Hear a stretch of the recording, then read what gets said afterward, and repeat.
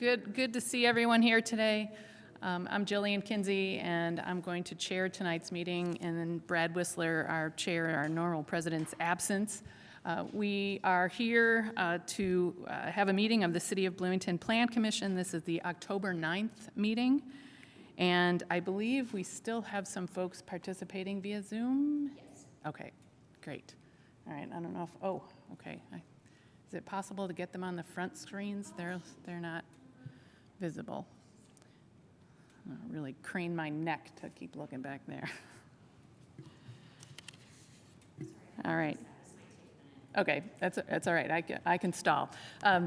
We have a number of items on our agenda today, and we're a smaller group today, a cozy group here, a more intimate setting for this group. Apparently, this is a vacation, or at least a time away from town that nobody told us about, since we're all here. So we have several members absent, but I believe we have a quorum with the 5 of us present here, and we have one other member who is joining us virtually. I'll continue to stall because our first order of business is roll call, and Jackie is performing multiple services right now.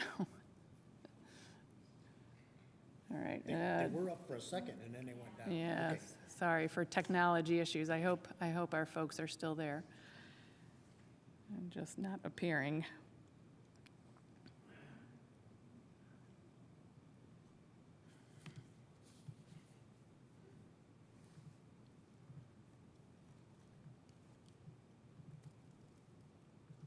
There's one.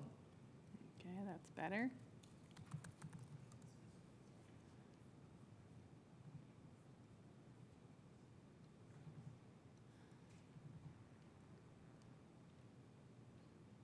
Okay, at least we have one screen. Okay, I think we can manage it. Okay. All right, and we can start with the roll call then, if you're ready. Ballard. Here. Burrell.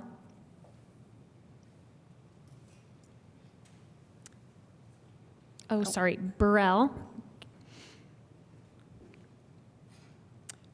I don't know if, Flavia, can you hear us? Oh, no, she can't hear us. Hold on. Okay, sorry, Flavia, we're doing roll call. That was my fault. Burrell. okay, I saw her. For me, There we go. Yeah, we can hear you. yes. Great. I'm here. Thank you. Seabor. Here. Korodke. Here. Kinsey. Here. Smith. Here. Thank you. Great. Okay, that's our team today. Okay, so we have a number of items on our agenda today, the usual minutes and reports and resolutions, and we have a petition tabled for SP 24-22, Cutter Kirkwood, and we have an item on the consent agenda. We'll process that, and then we have one petition, ZO 34-23, City of Bloomington Planning and Transportation. So we have items on our agenda, but we'll start with approving the minutes from September 11th. If we need a, thank you. We have a motion. Second, excellent. And since we have a Zoom participant, I think we need to call roll. Burrell. Yes, Seabor. yes, Kinsey. Yes. Ballard. Yes. And Smith. Yes. Thank you. Excellent. Okay, so now we're on to reports, resolutions, and communication. Oh, I'm so sorry. Korodke. Oops. This Okay, sorry sheet about is that. driving me, I'm not doing a good job. Okay, thank you, 6-0. Thank you, 6-0. All right, thanks, Jackie. Okay, now on to reports, resolutions, and communications. Development Services Manager Jackie Scanlon. We have had a request from a member of the public who is hoping to speak on our second petition tonight, wondering if the board would entertain extending public comment. So public comment, as you know, is set to 5 minutes per speaker. And the petitioner, or I'm sorry, and the member of the public has wondered if the board would entertain extending that. that would require, that is part of your rules of procedure, so that would require a unanimous vote to change that. Can you say a little bit more about the rationale for this exception? I don't know it, but if you'd like to, I'm sure they would love to explain it to you if that's appropriate. Basically, when they got here, they asked me if there was a time limit. I said it's 5 minutes. He said, oh, I was planning to speak for longer than that. Is there any way to extend that? I guess if they know it's longer than 5 minutes, I'd be curious to know how much longer. So if this is a timed presentation, that would be helpful to know. And if up to her. you're able to respond to these questions, please state your name. My name's Alan Townsend, 111 Monument Circle, Indianapolis. I'm here on behalf of Lamar, which is one of the entities that's the subject of your second petition. I know your time's valuable, and I promise to be respectful of it. I put together a presentation that I think will expedite things, actually, but there's some legal issues or concerns we want to share with you, as well as some kind of stakeholder concerns about this proposed text amendment. I do think I could be up and down in 10 minutes or less, but have come from Indianapolis, so I'd appreciate an opportunity to get through my presentation. Okay, so it's a request to extend at least double the time, it sounds like, if that's the request. And I think setting a limit would be useful here with the request. If we want to extend it, we could suggest a time. And I want to be clear that, and Ms. Kate can correct me if I'm wrong, this would not just be for Mr. Townsend, this would be for Anyone. every person who is Okay, going to so speak once- on this. So once we extend the it, petition. it has to apply to everyone who wants to speak during the public comment period. Okay. So we have no way of knowing how many people are here to speak, so this could go on for much longer than anticipated, than we typically would anticipate. So I don't know how people are feeling about this. Anybody want to weigh in on a comment? I mean, I think it's a pretty important issue, and I think the public inputs, in this case in particular, it's always important, but very important. So I'd be willing to extend it 10 minutes, just so everybody can have the floor, and especially to give the presentation in a thorough way. Okay, I'll make a motion, move to extend to 10 minutes. Second. okay. All right, so we have a motion to extend to 10 minutes for all participants during public comment. I will just add, or as a point of clarification, that it doesn't mean you have to take 10 minutes. Just as a matter of clarification, so we appreciate being concise at these meetings, but we don't want to make it so people can't share valuable information. So, all right, so we can vote on this now if we'll accept the motion to allow for 10 minutes for public comment. Seabour? Yes. Korodke? Yeah. Kinsey? Yes. Smith? Yes. Ballard? Yes. And Burrell? Yes. 6-0, thank you.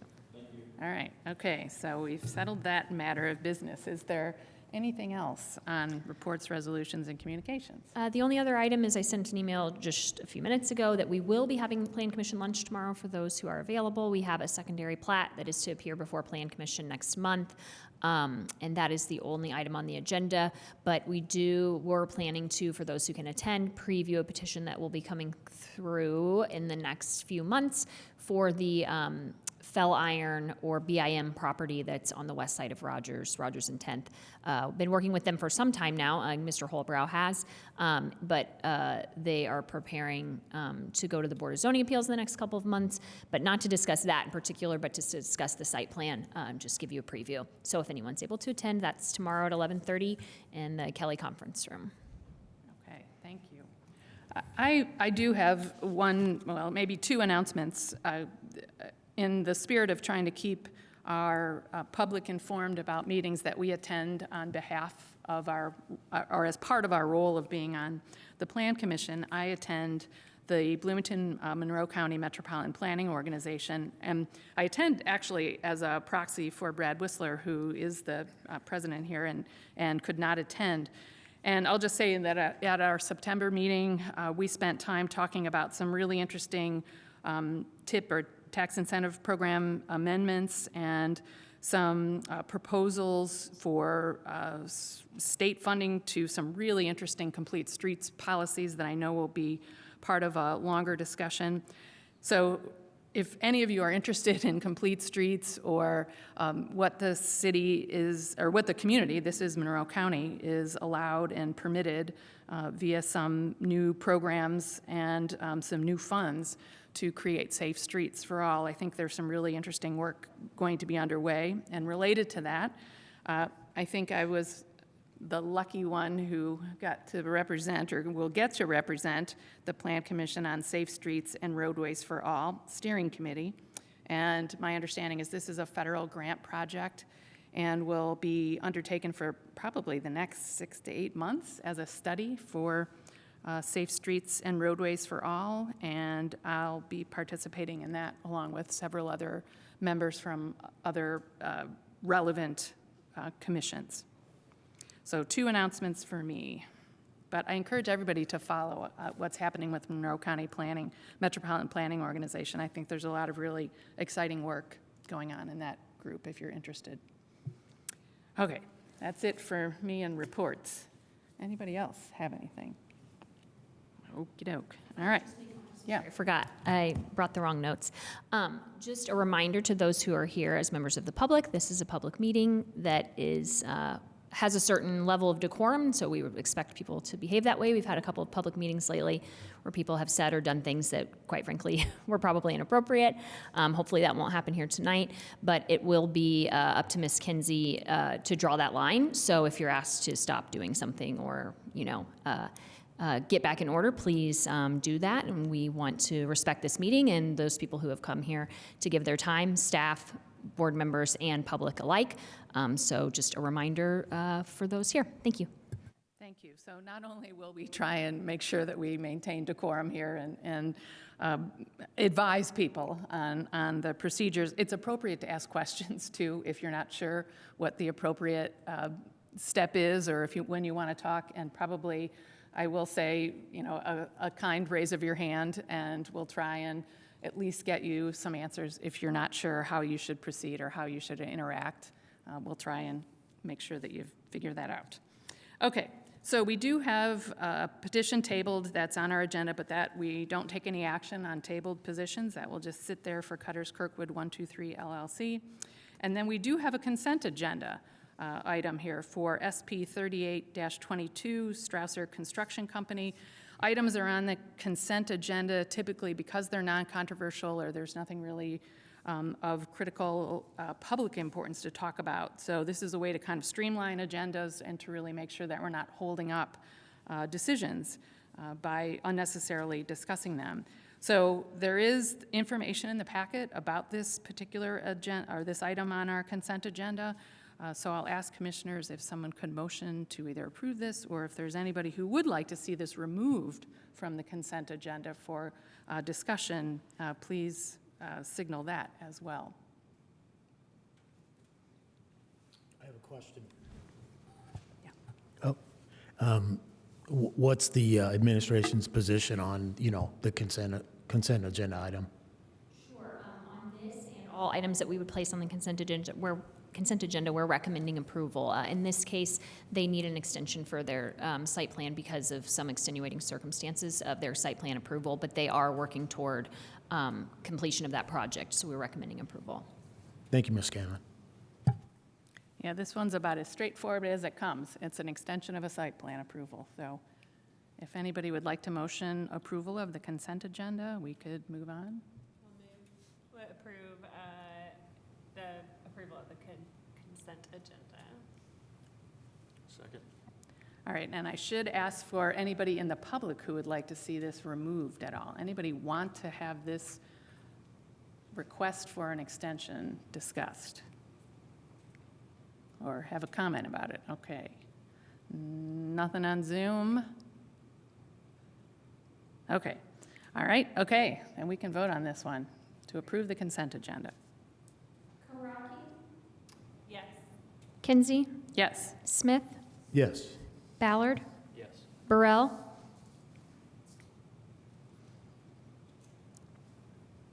Yeah. Ooh, I I can see her. I but can can't see your hear her. mouth moving. Yes, okay. Thumbs up, that okay hand with up. that? Okay, we'll accept all those forms of And Seaboard. affirmation. Yes. Okay, thank you.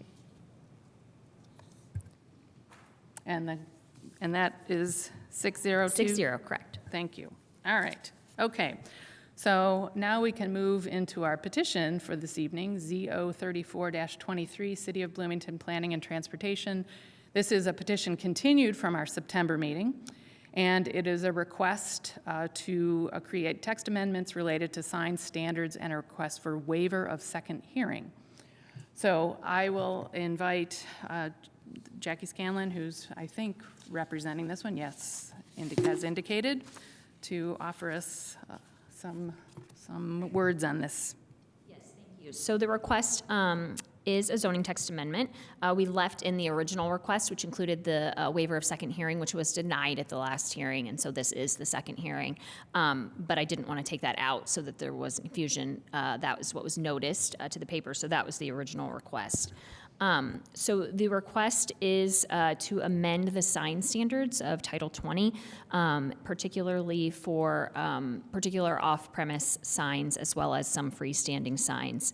The department used to undertake a citywide survey yearly of billboards. And typical off-premise signage that most people would refer to as billboards. Some smaller, though, as well in those numbers. And those new billboards haven't been allowed since at least 2007 and potentially 97. I'll have to double check here in a second. And so by 2014, it was kind of determined by the department that an annual survey wasn't really necessary because all we were checking at this point was whether or not they had been removed, but typically we would be involved or know if they have been removed. So there were 47 locations cited on that survey, and they are citywide. And this map is a little bit hard to see, but they are in the locations that you are familiar with, or if you're not familiar with Bloomington, would assume, so along some of our arterials, like South Walnut or West 3rd Street, some in the downtown area, and then just some sprinkled throughout town. So this one here, you're probably familiar with when you're coming off of Business 37 at the bypass. So the proposal, again, is for removal of particular off-premise signage. That is off-premise signage over 35 square feet, and that excludes public or multi-tenant signs. And it is also for removal of freestanding signage over 100 square feet, again, excluding public or multi-tenant signs. So we included this picture, actually, because this sign doesn't exist anymore. This is the Thompson Furniture sign that used to be on West 3rd and was actually removed when the development was done there and was replaced with landscaping and one of the buildings on this site, including to say that there were those 47 locations that were identified in 2014, but a couple of them have been removed since that time through development or an agreement not being, re-upped between the property owner and the billboard company, and this is one of those. So in this particular situation, because they had this large freestanding sign on their site, they couldn't have any freestanding signage for their business. So when it was time for the agreement to be re-signed by the new property owner who runs extra space storage here, they did not sign that agreement with Lamar so that they could have signage on this site for their own business, because the freestanding signage was being utilized by the off-premise company who owned the larger sign. Oh, just a sec. So the proposal is to amortize or have the signs removed over a 3-year time period that begins in January of 2029.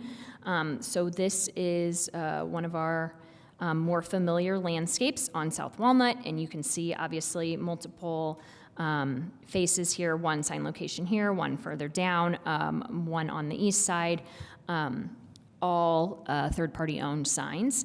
The 3-year timeline would be that particular districts, those listed here, are primarily single-family districts as well as residential multifamily and residential mobile home, as well as our downtown zoning district, that by January 1st of 2029, those signs that meet the definitions, meet the descriptions I spoke of earlier would need to be removed. The following year, we would add 7 zoning districts. You can see those are RH, mixed-use student housing, mixed-use neighborhood, mixed-use medium scale, health and industrial, as well as employment districts. And then by January 1st of 2031, we would take in mixed-use commercial as well as mixed-use employment and RPUD zoning districts if there are any signs located in those districts that don't meet the requirements. So that breaks out based on the 47 that we have from 2014. These will be rough numbers. So for the first year, 10 locations would come down. The second year, 13 additional, and then the bulk of our signs are located primarily in our mixed-use commercial zoning district, which makes sense along our larger arterials, and so those would be removed by the third year. So that is 7 years from January 1st of 2024. So this initiative has been being discussed by the administration since at least 2014, I think was my first questions as a staff member, being asked to provide information about is there something we can do with billboards? So I think it's fair to say it's part of a kind of larger beautification effort that this particular administration wanted to see. There are other states and cities and municipalities and communities across the country that do not allow billboards, that have had them removed, including Vermont and Alaska, Hawaii, and Maine. So thinking of very kind of picturesque locations, deciding that maybe billboards didn't fit in with that type of aesthetic that they were going for. And so that is something that we have been being asked to look at and have been discussing since that time. So we did know you were going to be light on quorum today. There are 6 of you, so we do have quorum. But we knew that one of your concerns from last month was making sure that members of the public have enough time to really kind of digest this and gather together their thoughts, because though you won't be the last forum, you are the subject matter experts, so that you're able to hear them before it goes on to council, we know is important. So we are suggesting that we hear public comment tonight, do as many questions or rounds, try to gather your questions and bring back the petition in November of 2023.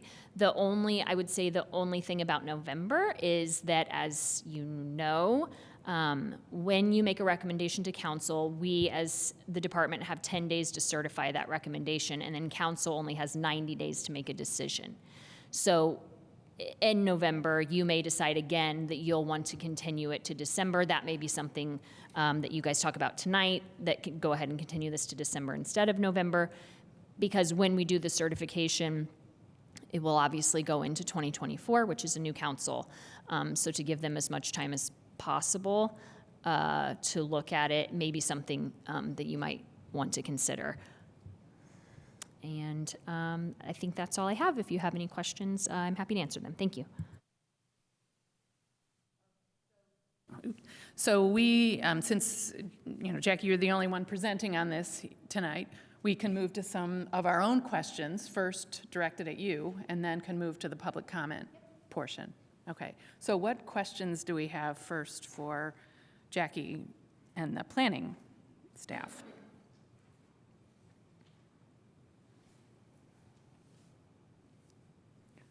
Mr. Smith? I have all the questions tonight, I guess. Ms. Scanlon, will you say some more about the excluding public and multi-tenant?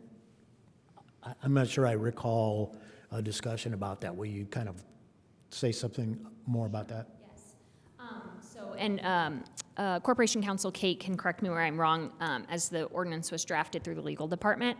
But my understanding is, so when we worked with Mr. Rooker, who is our normal legal representative, we were discussing a number of multi-tenant signs in town that are also quite large, but that we felt serve a kind of a different purpose than maybe an off-premise billboard would. So for example, the large multi-tenant sign just west of the highway on 3rd Street. And based on the kind of direction or feedback that we got from the administration about the purpose of this type of regulation, we went ahead and excluded those signs because that wasn't really what the goal of the amortization was, to remove those as well. And then public signs, same kind of the same idea, that we were not trying to address an issue with public signs, that it was more a traditional off-premise sign regulation. Additionally, and this is something we can look at before next time, I'm not certain that the public sign exclusion actually needs to be present anymore. Again, we've been talking about this for so long that we excluded public signs from the sign section in the last UDO update. So it's possible that that particular note doesn't actually need to be in there going forward, so we'll make sure we let you know next time. Does that, oh, okay. Yeah, thank you. I have a question about a couple things. One, this amendment is modified since we saw in September to identify zoning districts. And I wonder if you could say a little bit more about the logic for that gradual, one, the districts, and then a little bit more for the gradual removal. Yes. No, I believe the districts were in when you saw it in September. Exactly the same? But, yeah, it is exactly the same. But the idea being just to have it, I think, the original proposal to have it spread that way was something I believe that Director Robinson felt would allow more time to kind of, one, for the companies and the property owners to figure things out, and two, for just the administration of making sure those things were done, as opposed to, all of them happening at once. And that's also the administration on their side, because, in our town, there are only a handful of owners of these types of structures, typically. So I think his idea was based on, did we have a work session? Based on some feedback that we had received, that he felt that would make more sense to allow more time, especially for those areas like the mixed-use commercial corridor, where more signs are located, so they would have more time to get rid of them, while still progressing the policy forward. Okay. And then what about, one of our deliberations last week was about ensuring that other members, downtown Bloomington Chamber, other people who had a vested interest in this were consulted. And one of the questions we had was about making sure that business owners who owned the space or leased the space were apprised of this change. And I wonder if you can talk a little bit about what you learned in that Sure. process. So I don't think we actually we haven't received much direct contact. So we did include the letter that we received the day of the packet that was in your packet. I know, and it states in the staff report, that Director Robinson reached out directly to the Chamber and DBI, to the Apartment Association, and I believe one other group. And I don't, Bloomington Economic Development Corporation, I don't believe he has received feedback directly from them. For example, though, the Monroe County Apartment Association representative, they were meeting like yesterday. So earlier today, they weren't going to have time to submit a response. So I wouldn't be surprised if we did have feedback, but we have not, as of yet, had a lot of direct feedback. Okay, so it could be a Or any, I would timing. say. Yeah, it's been, it hasn't been that long between our past meetings, so, Sure. okay. All right, and then I think I had one other question. The explanation of the rationale for this, you had used the word beautification effort, and I wonder if there's more to that concept Is there more of a rationale? Is that the same rationale that was discussed and introduced in 2014? Or has that rationale changed at all? I think, what do you mean, what are you referencing in 2014? Sorry. More just that you indicated that this discussion started in 2014. Oh, And has it sorry. always been the same Yes. theme of beautification and community A kind of couple visibility? things. I Yeah. wrote down that year here because that's the last year we did this study. I wasn't working here in 2014. Yeah. Excuse me, 2018 is the year that I became involved. Okay, 2018 then. But yes, so I would say similar rationale. And as we said in the staff report, you know, the standards that are included in the sign standards in the UDO, so not only, you know, general kind of beautification or gateway discussions that we've had, very generally related to like the comprehensive plan or the transportation plan or other public outreaches that we've done, but more specifically in the UDO, saying that those particular regulations are in place in order to try to maintain and enhance the aesthetics of the city, to try to streamline those types of uses. I think that is the crux of what the administration is getting at. I do think it's very much like wanting the city to be unique in a way where we are prioritizing the aesthetics of our natural beauty over something that may be slightly obsolete in billboards and something that we don't prioritize in our regulations now, so actually seeing those go. And then I would also say, I spoke a little bit about this before, but we do see, you know, we have seen, especially like in that example of extra space storage, when someone buys a property with an existing billboard lease on it, they don't always understand kind of what they're getting themselves into, and that can restrict what they can do on their property. So for example, you know, sometimes there are vision easements, or because they have freestanding, because that counts as a freestanding sign, they then can't have a freestanding sign, or sometimes there are other restrictions. For example, we have a property on Business North 37 right now has been trying to get a final occupancy for a long time, but because they have a large billboard on the site that has recently had to do some updates to the billboard company has made, you know, a mess there that we can't sign off and say this erosion control is here, but it's nothing that the property owner can do to fix that. And so we're just round and around because they have these private agreements. So I think that those are valid kind of administrative reasons as well. But I do think the priority for the administration is more on the idea of them detracting kind of from, you know, the natural scenic view of some areas, as well as development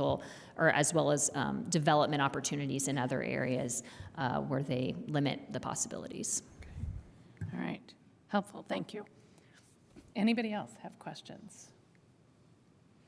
All right, if not, Tim? Yeah. Just real quick, so this is coming, you're saying from the administration, has there been, and we'll hear from the public tonight, which is good, has there been public input up to this point, people calling in saying, you know, these are things that are an eyesore that we would like to be removed, or is it more so this is the administration's kind of take on it and now we'll open it up to the public? I could probably get more information for you. I would say coming from in our particular department, which I mean, you know, we are the administration, but our particular department originally being directed to kind of look at these things, I don't have recollection that it was because of, you know, public input, but it's entirely possible that did happen. We weren't as closely involved in that, but I can ask that and find out some more for next time as well. All right. Any other questions right now? We can move to public comment and then come back to our own comments and questions. If we're ready. All right, we can move to public comment. So if you would like to make a comment, and remember we amended our rules to allow up to 10 minutes, so we will time for 10 minutes, but again, don't feel like you have to take the full time. If you can be concise and say it in less, do it, and that's fabulous. And when you come up to the podium, please just state your name and sign in, and we'll be ready to go. All right, we have our first commenter. Yes. I won't need it for a minute or two, that's fine. My name's Mike Carmen. I'm here for myself, no client tonight. Some of you haven't seen me, but usually when you see me, it's because I'm representing somebody else. I wanted to get up here early before we start what's likely to be the Lamar show. No offense. That doesn't bother me at all either. But there are those of us who are concerned about this that have nothing to do with Lamar. I don't own a billboard. I don't use one. But I do believe they serve a good purpose. They're valuable. And I'm having a little trouble with this effort because I find it inconsistent with other city policies and what else is happening in the city. So to be more specific, billboards are a very cost-effective form of advertising. And anything that will promote our local businesses, I will tend to support. That's my first reaction. And it's a cost-effective form of advertising if you just look. When's the last time you saw a blank face on a billboard? They're virtually 100% 24/7 in use. There's a whole bunch of people out there that find it to be a cost-effective form of advertising where you'd have blank sign faces. That's the best test of it right there. There's a letter that I saw from, I believe it's Lori Todd with Choice Realty, advocating the use of billboards and why they're important from her own perspective, and I agree with her. The billboard actually has 3 economic returns to it. The owner of the billboard, Lamar or somebody else, is obviously, there's a profit venture in doing these. The business advertising on it must believe that it's cost effective and they're getting a positive return on it. They wouldn't be doing that. The social services which seems to be about half of the use, social services or nonprofit uses, one form or another, must find it effective and a good return on that. And then there's a property owner someplace that owns that site where that billboard's located in most cases, not always, but in most of them. So somebody's getting some rent money for it. So we have 3 positive economic returns on every billboard. And I don't want to lose that. Now, I've watched sign ordinance for 35 years, and it's gone through various things and various emphasis from getting rid of pole signs, then not getting rid of pole signs, to emphasizing all sorts of things. And this is just another iteration of that. And it concerns me that it's going to get a lot of traction. Now, I would tell you, I would even support additional billboards. I understand concerns with aesthetics, visual clutter, driver distraction. I mean, the worst scenario that I remember, and it's been a long time, and I'm not positive of this, I think is when we cross the state line on an interstate getting into Arkansas and talk about a picket fence line of billboards. It was distressing to see, not pleasant, clutter, distracting, aesthetics is in the tank on that. And it's not what I'm advocating for. You have all sorts of tools available, from regulating heights, overall size, to locations, proximity rules. You have a whole lot of tools available to you to allow boards to continue to regulate that impact and do so in a reasonable manner. And I think you ought to do that. There's a lot of balancing concerns. And the reason I asked to have this photograph displayed, you've seen it. You can't drive out town to see it. The city, through the Bloomington Transit, is the biggest purveyor of billboards in the community. You are the only people to add new billboards in this community in the recent memory. That is a billboard. It's a billboard on wheels. It's mobile, which your sign ordinance does not normally allow. It's off premises, which sign ordinance does not normally allow. It's mobile, which sign ordinance does not normally allow. By sheer size, it exceeds the monument sign allowed in most situations. There's not a thing about that bus other than it's a billboard on wheels. Now, I think it's great if a couple of my colleagues want to buy a bus for Bloomington Transit every few years through their fees for being able to do that. I think that's great. More for it. But you're going to get more of that. You start eliminating billboards, and you'll see the Hammer is going to come down and put his picture on one of these. There are going to be others taking advantage of that. Now, it's a great use of dead space for Bloomington Transit.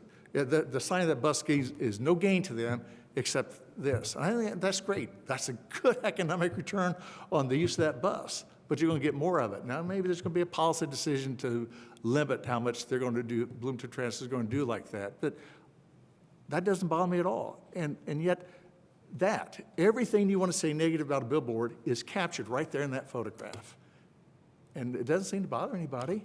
I've not heard of any backlash on clutter or aesthetics because we have a few billboards or mobile billboards running around the community, and they're more present on the city streets than if they're static at a single location. So I strongly encourage not to sunset the billboards. Actually, I'd like to find a way to actually allow a few more to be done, or at least those to be replaced. We have this problem of if it has to come down for one reason or another, you can't put it back up again, and those kind of rules.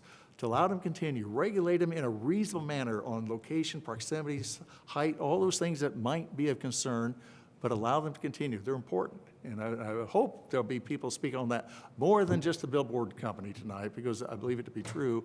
But talk about the word not getting out. If it weren't for David over there and his articles in the B-Squared Beacon, I wouldn't be here tonight, too. I used to watch the agendas a lot more often than I do now. It's just hard. It's just too much to do. It's hard to watch the agendas for every public meeting and trying to figure out what gets my attention. I'm thankful for David's articles, which is my source of, hey, I need to look into this. And so that's what actually brought me here tonight. Thank you for your time. Thank you very much.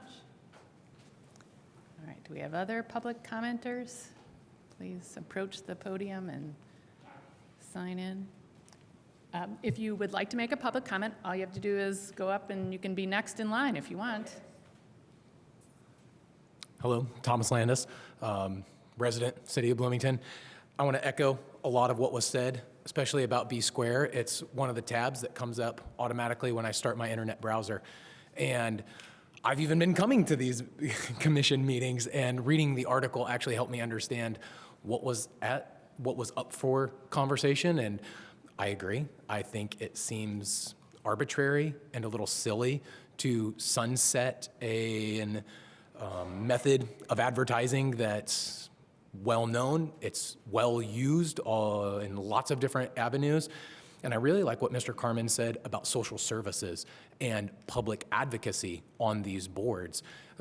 Any type of advertisement is a communication device. I teach communication as my primary role.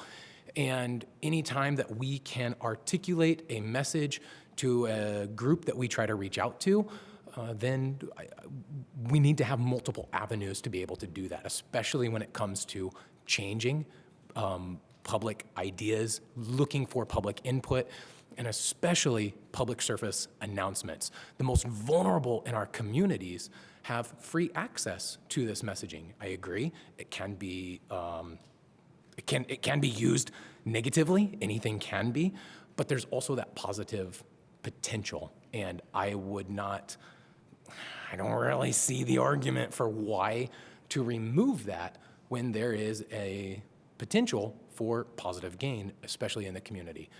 I also agree that there are times where you cross a state line or a boundary and you're inundated with billboards, and it is distracting, it is distressing. I don't have the sense that we have that issue here in this town, and I also think that there are other regulations that can manage that and navigate that in another way. That what I first thought when I heard, hey, in the next 3 to 7 years, we're going to remove all the billboards, I thought, wow, what a waste of infrastructure. The utilities that have been sent to those billboards, the material that is in that billboard that's holding the sign together, it's just going to go to the landfill. At best, it'll get melted down and used for scrap. Why? What's the point? I don't really know that there's a strong argument for removing our billboards. I don't think we have mountain views. I do think Bloomington is beautiful. I personally have not felt that billboards were distracting, distressing, or need to be removed.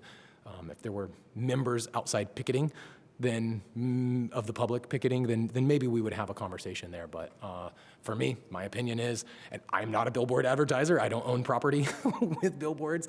That's just my opinion. I think the conversation seems unwarranted and maybe even heavy-handed. So thank you. That's my opinion. Thank you very much. All right.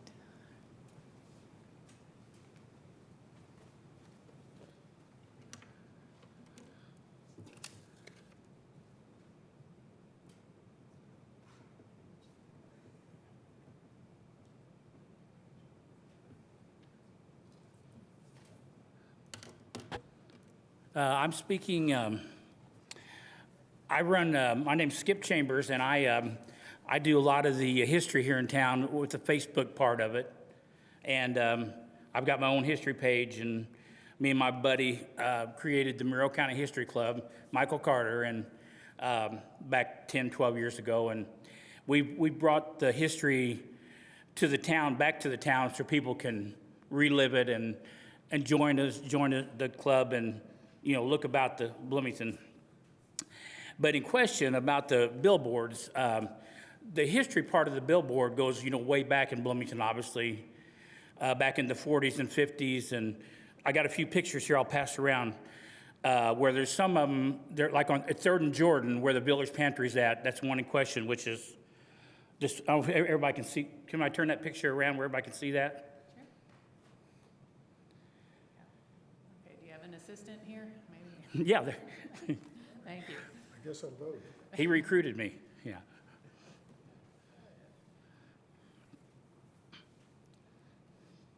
Yeah, if you want to just put it up, I just put it up front or somewhere and everybody can see it. Actually, maybe flip it so Yeah. everybody, so we've been looking at it, so Yeah. maybe we can turn it around so everybody else can see it. I don't know if that's possible. Yeah, can you want to do one for the audience too? Yeah. Since they have not seen it. Yeah, the ones in question are the billboards that are on the DX station there, which is, the picture was taken in 1959. And so those billboards are basically what I consider a part of the history of Bloomington. They're not annoying, and my boss there owns those billboards, and I've helped set them up, when we change the signs. And needless to say, it's not for like a chain business. It's more for the individual local business, which is real important to the community, in my opinion. And so, just as far as the history of the billboard, it's come a long way, and it's done a lot of things for the city, mainly for like the local business people.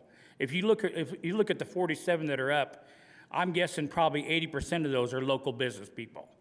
Just like the ones I looked at, they showed there, all of them were local business. The Flat Steve furniture and stuff like that. So, and in the 60s, when Bloomington was named All-American City, they basically used billboards to advertise that all over the city. So that obviously, that was a really big thing in Bloomington at that point, and they referred to the billboard to get the word out at that point. So I think like with locally, I mean, I've seen the good, bad, and ugly in billboards, and I know people need to take care of them, and but not necessarily here in Bloomington, but I drive a lot and I see some that they need to be gone because, but that I don't see that here, but I do think that like with whatever people have up today is obviously help them, help the community, and help them serve the community. Like the guy I work for here, Dave, and serves the community well, and advertises, and everything's neat, and that's what I think that's what we need. And so I'm just looking at the history part of it. That it's come a long way, and it's done a lot for a lot of businesses, and so that's my stand from on the billboards. Like, even if somebody puts one up today, there might be a local guy down on 4th Street that needs some business, so you just, because there is, obviously we all know there's a lot of local business here, and everybody needs all the help they can get today. So that's what I'd like to say, and just kind of cover the history of it, and hopefully that'll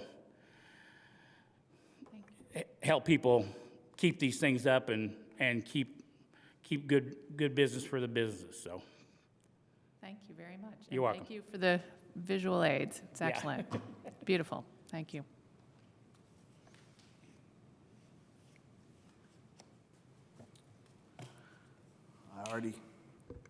I'm a little shorter.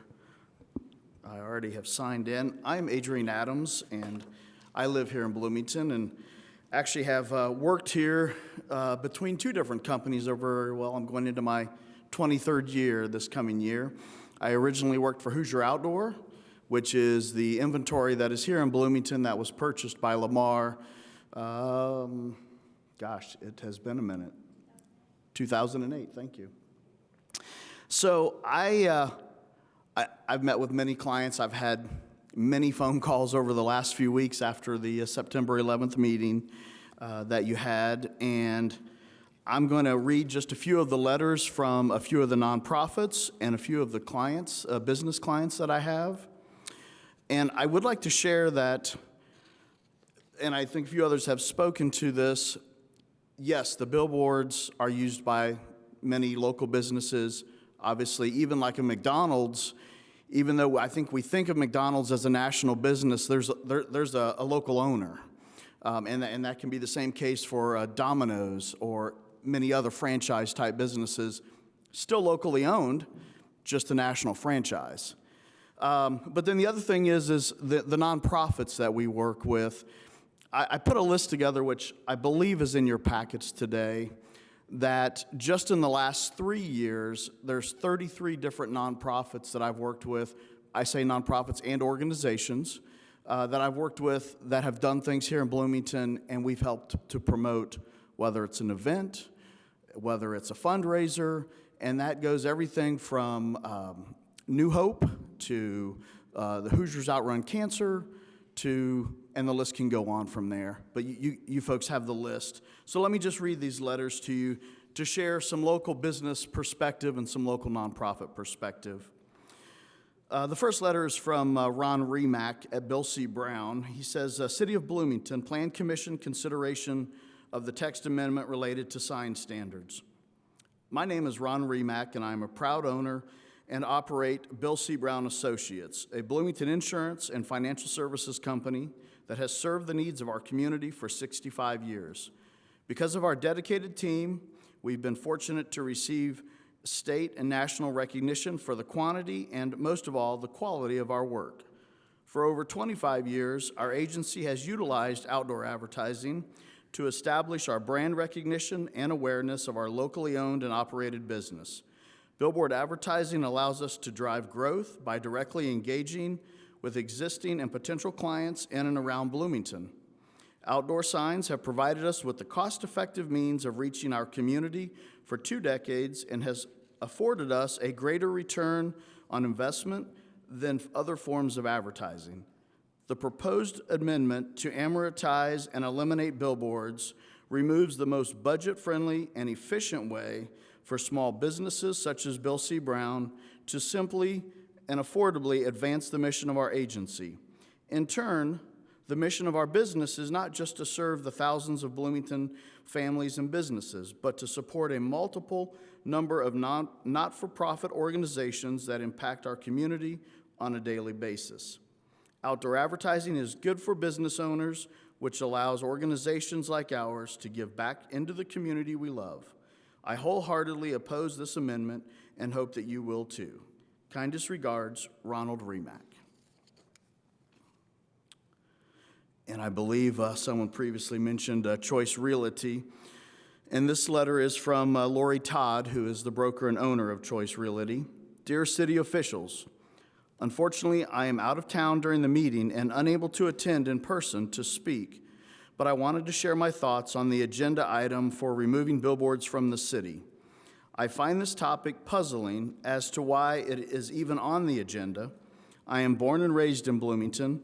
Having lived here my entire life, I'm pretty sure that the billboards have existed around our city for my entire life. I completely understand preventing new billboards from being installed, but I do not understand or agree with the reasoning for removing legally installed and approved existing billboards. There has been no recent studies of benefits for removing billboards. Businesses, and especially nonprofit organizations, rely on billboards for promoting business, products, and even charitable events. There are existing leases in place between the advertising companies and the property landowners, so this also would question private property rights and could end up in several lawsuits, costing taxpayers unnecessary expenses. If the city decides to remove these billboards, legally installed and approved signage, I would have to question the boundaries of other agenda items.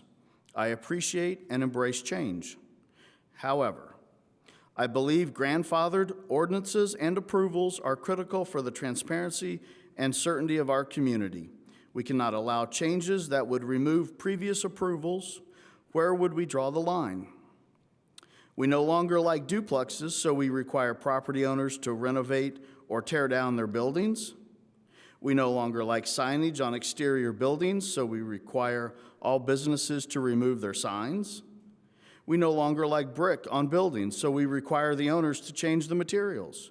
It is absolutely no different than saying we allowed these billboards to exist, but now we don't want them. I believe this topic deserves current research from the community before any action is taken. I am an advertiser on billboards, so I believe billboards are important to business owners and property owners who receive an ancillary income from billboard leases. I ask that you vote against this. I ask that you vote against the removal of billboards. Thank you for your time and consideration. Respectfully, Lori Todd, broker owner. Bloomington Planning Commission, on behalf of Cancer Support Community South Central Indiana, I'd like to extend our support to Lamar regarding, I'll just skip it, the zoning text amendment related to sign standards. Cancer Support Community South Central Indiana is a nonprofit organization located in Bloomington, Indiana. CSCSCI organizes the event Hoosiers Outrun Cancer, both Hoosier Outrun Cancer and general program awareness. I skipped a sentence I'm sorry. CSCSCI uses billboards and signage as an important piece of our marketing strategy for both Hoosiers Outrun Cancer and general program awareness. Hoosiers Outrun Cancer has been a beloved community event for 24 years. Lamar has provided many billboards over that period of time to help raise awareness of the event. A digital billboard provides 106,227 impressions per week. A regular poster billboard from this year provided 67,740 impressions per week, per 4 weeks, leading up to the event. Billboards are a way to reach residents who do not have access to internet and other communications. Given the opportunity, CSCSCI would continue using Lamar for billboards to promote our free support programs, fundraising events, and other topics. Sincerely, Stephanie Shelton, Development Manager. Hoosier Hills Food Bank. Members of the board, Lamar billboards have been beneficial to Hoosier Hills Food Bank as they allow us to get our message out to the community. Lamar billboards have allowed us to communicate in a convenient, timely, cost-effective manner, and I hope that you take this letter of support into consideration when making your decision. Sincerely, Jake Bruner, Hoosier Hills Food Bank. Thank you for your time, board. Thank you very much.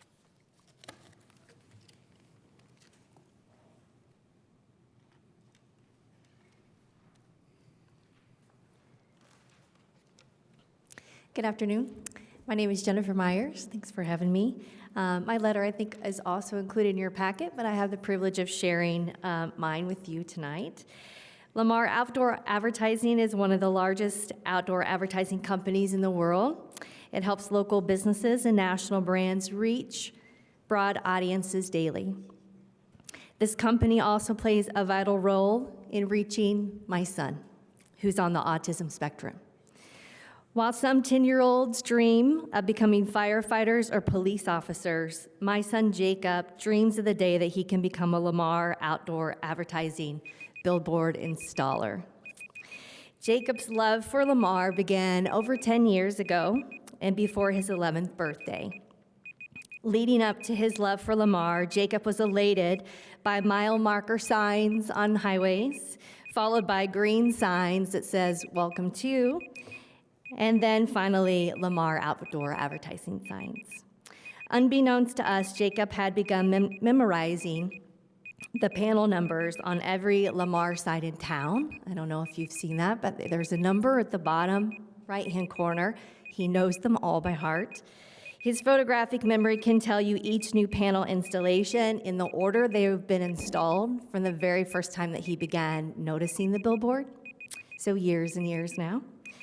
To celebrate his 11th birthday, we reached out to Lamar to purchase a happy birthday billboard for our son.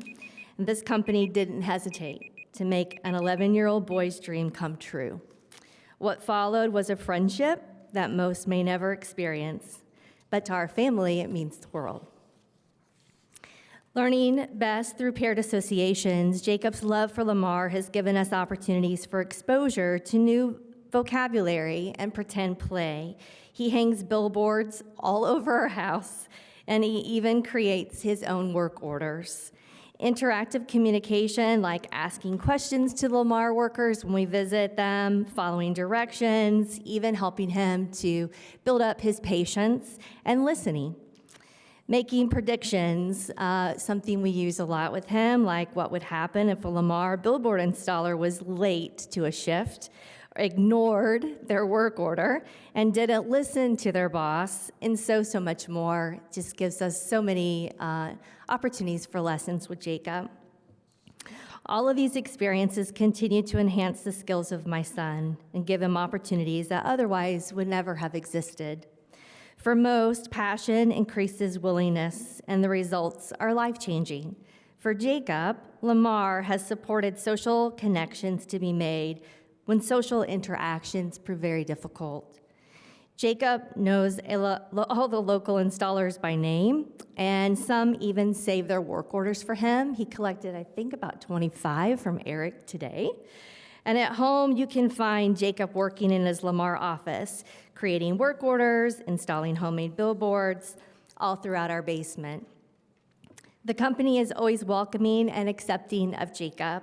And on December 16, 2015, Jacob received an official proclamation awarding him the honorary title of Billboard Buddy at Lamar Advertising in Bloomington, Indiana, signed by Sean Riley, CEO of Lamar Outdoor Advertising. Sean invited Jacob to tour national headquarters, which is located in Baton Rouge, and we definitely took him up on that. Our Lamar family grew that summer of 2018.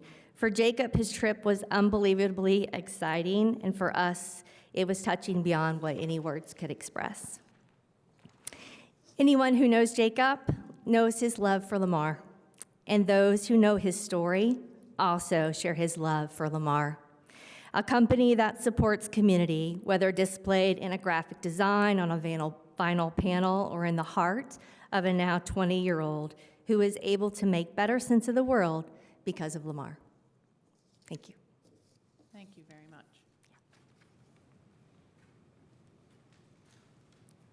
All right, do we have more folks?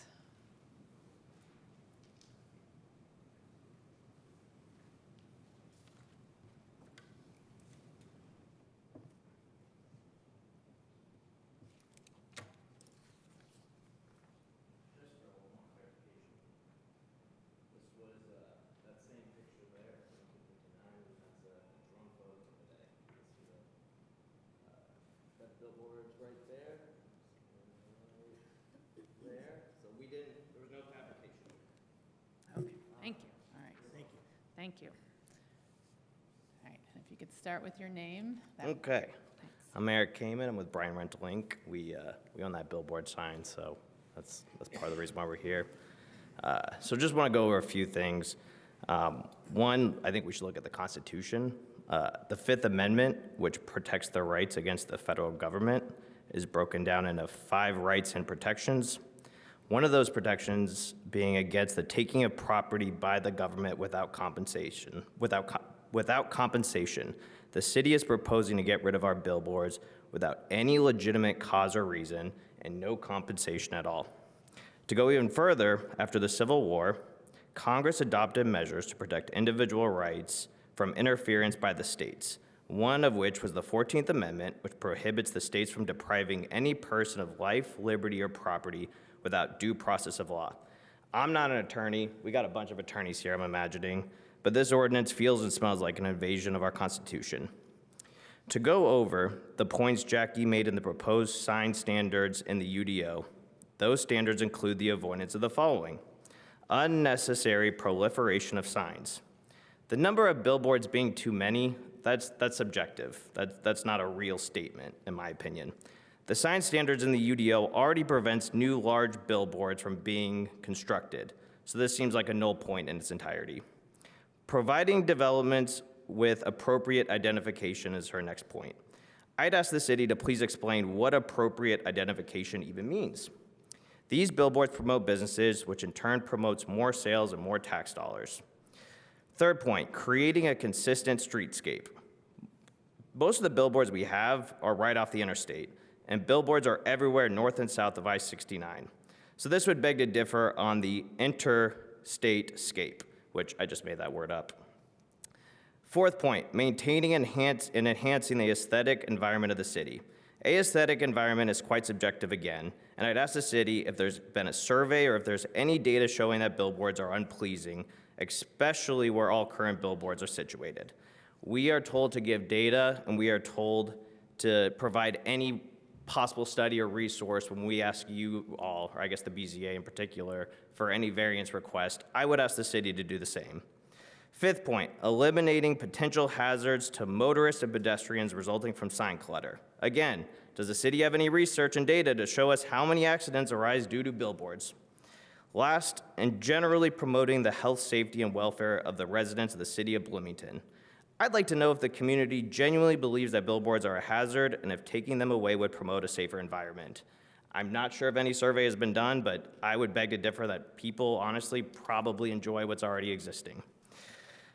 To be honest, I'm a bit disappointed with the city of Bloomington. This is an invasion of property rights, and there's no study, research data, or anything at all to suggest that this ordinance is for the greater good of the community.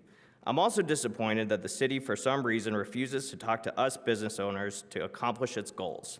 If the city would talk to those that they'd like to see change, maybe we can all come up with solutions to a problem, if we do have a problem in the first place. Instead, the city sucker punches us, and we're here left to defend ourselves from an ordinance that goes against the U.S. Constitution. I think the community would rather see our tax dollars going towards better things than fighting an uphill legal battle against those that own/utilize existing billboards. In my opinion, the city of Bloomington has failed us, not only to us property owners who have property rights, but the community as a whole.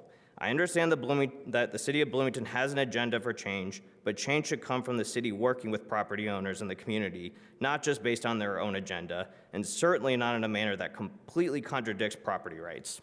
Thank you. Thank you very much. All right. We have another commenter? And Ms. Kinsey, we have one on Zoom as well, just for... Great timing. Okay, thank you. Let's not forget that. If we can maybe have the Zoom person get ready. It looks like we have someone else who's going to be right before you. Thanks.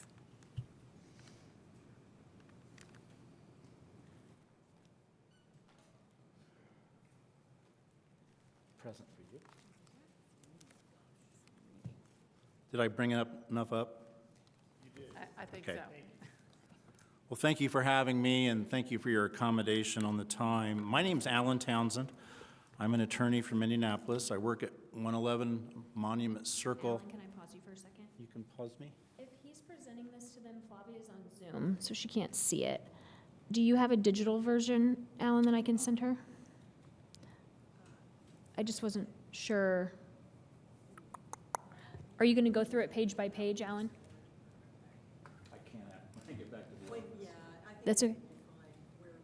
Okay. All right. Just want to make sure. Thank you. No. Well, no. But you're going page by page? Okay, I'll try to get this thing going. Go ahead. Sorry, Flavia. 111 Monument Circle, Suite 2700, Indianapolis. I've had the pleasure and honor of working with Lamar for, gosh, I want to say over 20 years, maybe close to 25. This is the first municipality where I've seen an amortization ordinance for outdoor advertising signs. I've given you a booklet to kind of walk through some of my concerns in paper. Sometimes it's easier to see them. I know it is for me. What I've given you under tab 1 is actually your memo concerning the text amendment to the ordinance. The text amendment is actually on the second page under sub-item G. That's where you see the language about amortization. I think the first topic I want to talk about that I have concerns about is notice. What you find under tab 2 is what I was provided by the city, Ms. Scanlon, for the notice that was published in the newspaper about the meeting you did in September and now October. It's the tiny print, and I know that that's often what happens in notices of this nature. But if you study the tiny print closely, all you would know from reading that is that there are a proposed amendment to the text amendments related to sign standards. So if you look at tab 3, what I've done is I've given you a copy of Indiana Code 3674602. That's the Indiana code that requires plan commissions to give notice and hold a hearing, either when you want to create a new amendment or new text to your ordinance, or you want to amend existing text. What's important as far as the notice goes is what's under the next tab, tab 4. I do think that the Indiana code likely requires a little more substance in the notice you publish in your newspaper, so that somebody who is fortunate enough to come across that and read that can understand I might be on the agenda, my business interest, my customers might be on the agenda. Probably what's a little more concerning is what you see down at the bottom of tab 4 in subpart C. That says the Plan Commission shall also provide for due notice to interested parties at least 10 days before the date set for the hearing. The Commission shall, by rule, determine who are interested parties, how notice is to be given, and who's required to give the notice. So that's probably where I think the notice that was provided by the staff probably falls most short. Bloomington knows who I am. They know who Jason Graham is. I've been down here multiple times in the last couple of years on behalf of Lamar. They know where to find us, know where to email us. We didn't know about the September meeting. We didn't see the notice in the newspaper. I found out about it too from a newspaper or a reporter of some kind who reached out to me after your September meeting asking for comment. What I've given you under tab 5 is actually a case that went up to the Indiana Court of Appeals, ironically involving the city of Bloomington on this kind of notice issue. What's required? What's it supposed to look like? In this instance, an ordinance affecting apartment complexes was actually passed and enacted, and years later the city of Bloomington went to enforce it, and the owner of the apartment complex said, hold on, wait a minute. How did this get noticed, and did it get noticed properly? The trial court found against the city of Bloomington in that case, and so did the Court of Appeals, citing the section of the Indiana Code I just referenced to you in tab 4, 3674604. Court of Appeals and the trial court found that the notice was defective. So that's one concern I have. Let's talk briefly about amortization. What I've given you under tab 6 is the definition of amortization. It means to extinguish, as in paying down the principal of a mortgage, and regarding billboards, it's a process for the government to take the property without just compensation.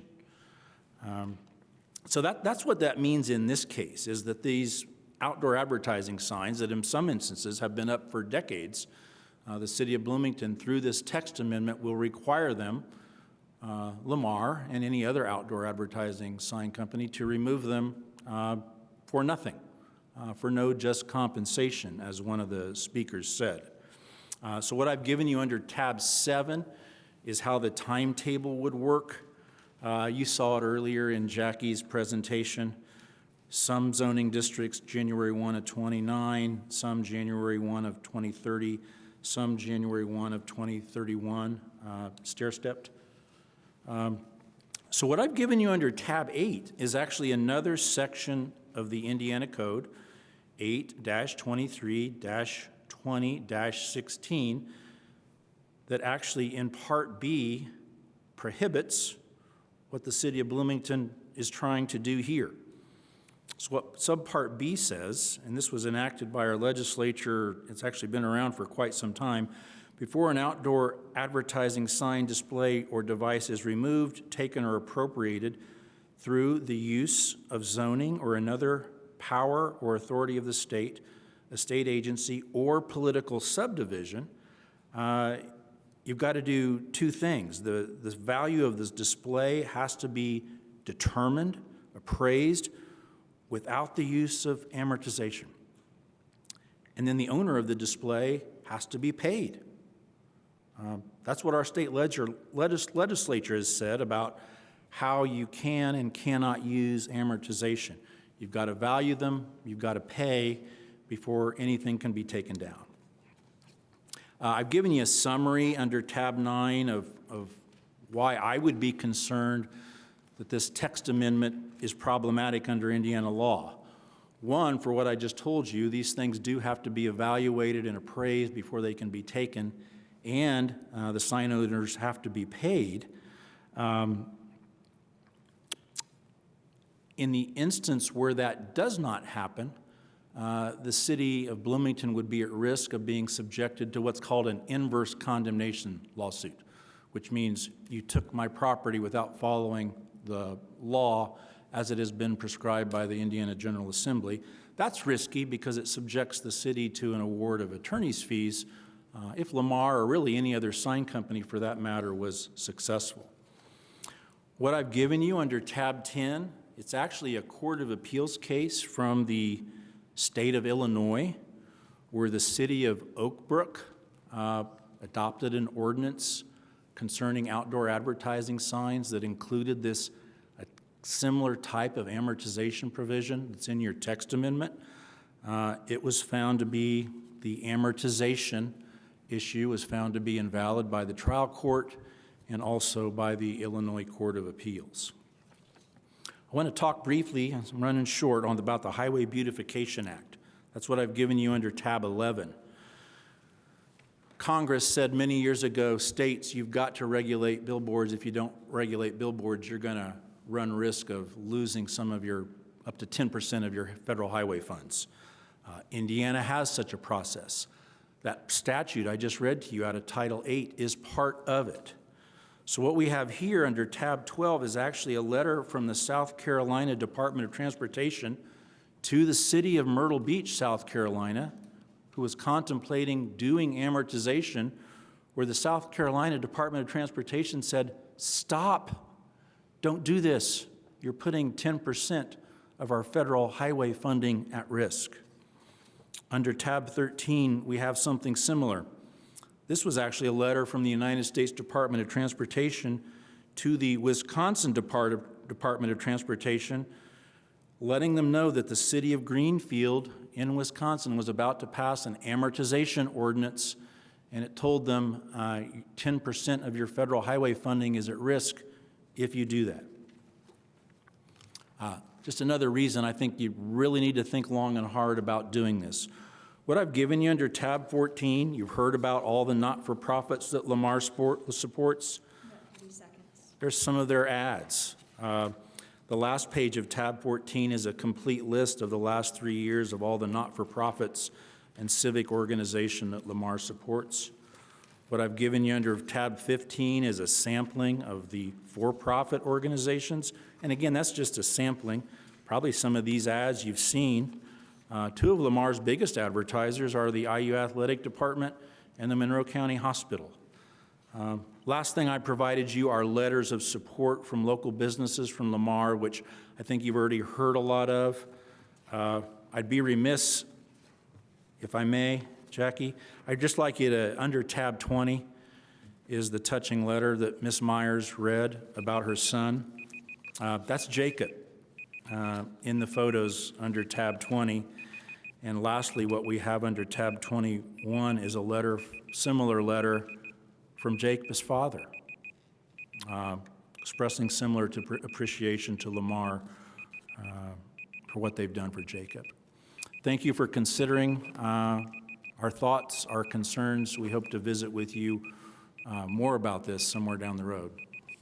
Thank you very much for the presentation. All right, it looks like Jackie, could we go to the Zoom person? Yes. Just to make sure we don't lose track of the Zoom commenter? Sonny, you should be able to unmute, say your name. Hi, my name is Sunny Shaw. I'm a local business owner, and I have 4 reasons why I think we should not agree with this. Please understand this is my fourth language, so my English is not as well spoken. Anyways, the first thing is the rationale that the city came up with, that the beautification definition of beauty varies among a lot of different people. So just to say that this is considered to be not beautiful, we can find tattoos to be more beautiful than a lot of the paintings out there. So let's not come up with a baseless definition of beauty. Secondly, what a lot of people don't understand in marketing world, the billboards are a very unique way of marketing, because if I want to market somebody on a newspaper, somebody has to go buy a newspaper. If I want to market somebody on Facebook, they have to go open their Facebook, they get it.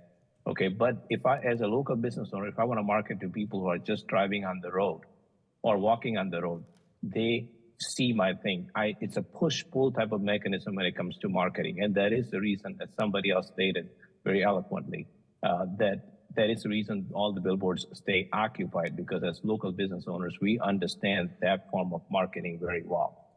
I have been to many musicals at IU, mainly because as I come on Walnut Street and I see that on the right-hand side, that's the only way as a local resident of Bloomington finds out about what's going on at the IU. I don't live on the campus. I'm not part of that. So, but that's the only way I find out that there are musicals that are coming in, or comedy shows and whatever that's coming in. That's the only way to know. In some ways, it's a prohibition of free speech. We as a government should allow any means of free speech. And billboard is a free speech.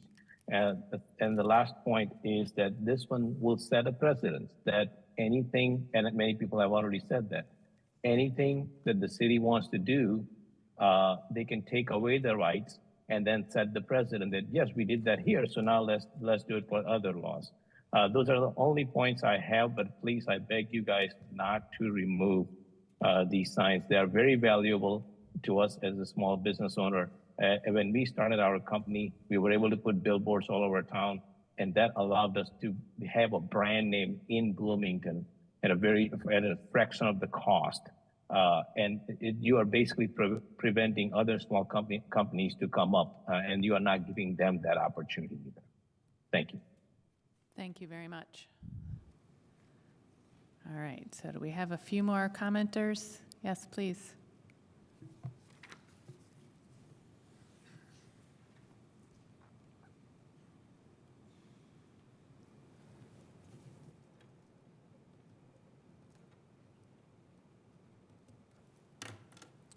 Hello, my name is Juan Carlos Carrasquel. I'm here to speak against this petition, and I encourage you to deny it. I'm against the elimination of billboards in the city.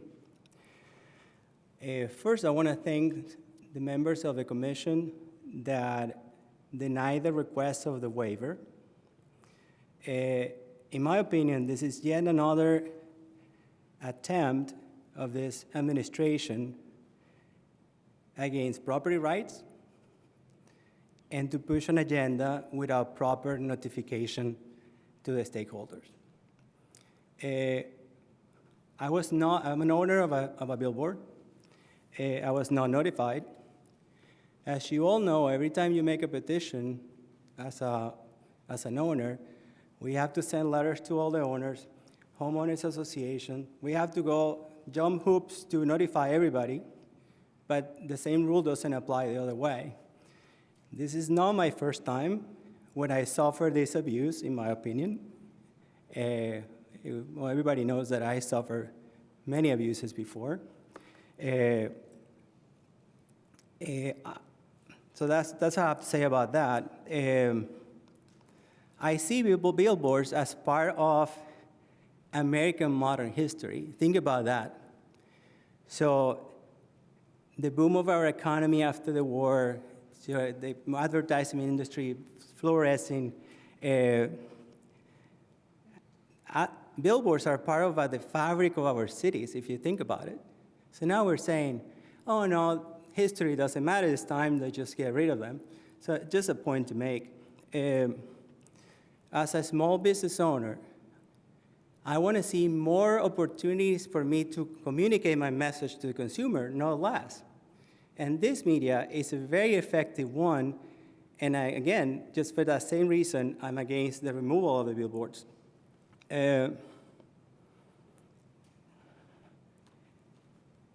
Billboards have an economic value. When I purchased my property, part of the considerations for what I paid that much for the property was because for that billboard. Now they're saying, let's remove the billboard, and good luck to you. So I hope this doesn't go through any further, because I will, again, have to defend myself like I already did, and I'm ready to do it yet again, or as many times as I have to. So that's all I have to say, and I hope you deny this petition. Appreciate it. Thank you very much. All right, do we have other commenters? Go ahead.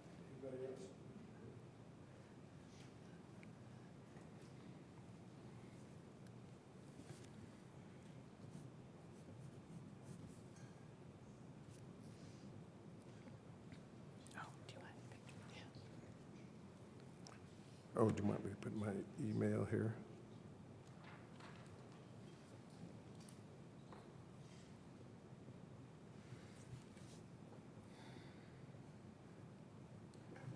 Okay, I'm Dave Kamen.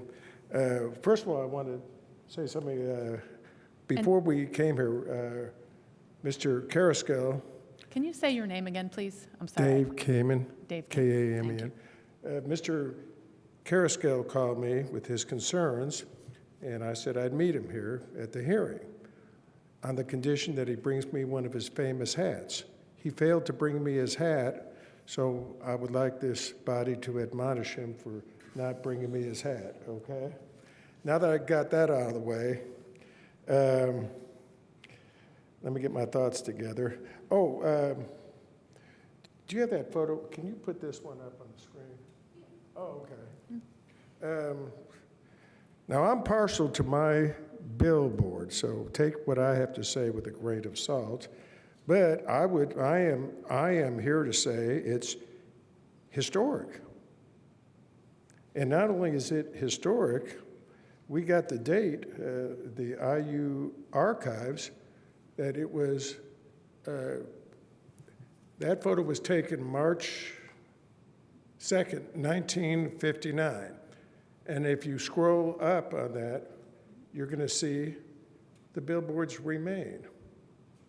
And my son took a drone instead of standing on a building, and he took a drone shot today. There they are, okay? It's part of Americana, really, in this case. And it was probably installed before the zoning on this, I would venture to say, okay? We've used it before. I don't know, a lot of you might have seen it. When the art museum was renamed for Sidney and Lois Eskenazi, I put free of charge, and we printed it, everything, to promote the Sidney and Lois Eskenazi Art Museum. We had it up there, I believe, about a year and a half to promote it. Sid happens to be a very good friend of mine, too. We also have promoted before the IMU Bowling Center. So we do promote our tenants with it, and it's valuable to us. A couple of the points I think have already been made. I found out about it, but I still haven't gotten official notice from anybody that this was happening. I happened to find out about it. A friend of mine texted me, and I called Kimberly here. I said, do you know what's going on here? She said, yeah, we just found out too. Lamar was blindsided without notice. Nobody ever called, wrote, or sent me flowers. Nothing happened. Okay, so I think it was a bit unfair. The thing that I touched upon, Mr. Townsend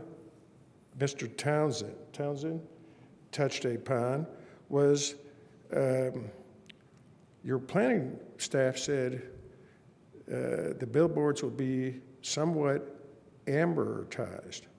And I'm thinking, well, what does that mean? That usually involves money. Somebody's taken away something, you got to be paid for it. It's just that simple. So I didn't notice anything in the proposal to compensate people for their loss. Like, you're asking them to tear something down. You're asking me to tear something down in this case. And in return, I get amortized. Well, how do I get amortized? I think, I don't know if you can amend the proposal. If you do, I hope you don't pass this, but if you did consider passing it, are you going to amend it to say pay fair market value for what I'm going to lose and these other folks are going to lose? I don't know if you have the authority to do that. I don't know what the rules are.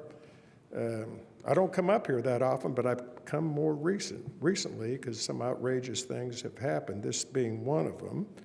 So I failed to understand what amortization meant at a price of zero. That doesn't make sense, okay? I'd also want to know if you can amend it for another reason, which is self-serving. Mine is historic. We've showed you here, at least since 1959, we believe things were erected in 1954. We did a study on transfer of ownership, and I've got notes that could have been installed in 1954. I'm not sure, but we know it was there in 1959, and it has historic value to it, okay? It's part of, there was, what was the name of that place across? It was a real 1950s setup. Can't think of the name. Hold on, I'm gonna get this.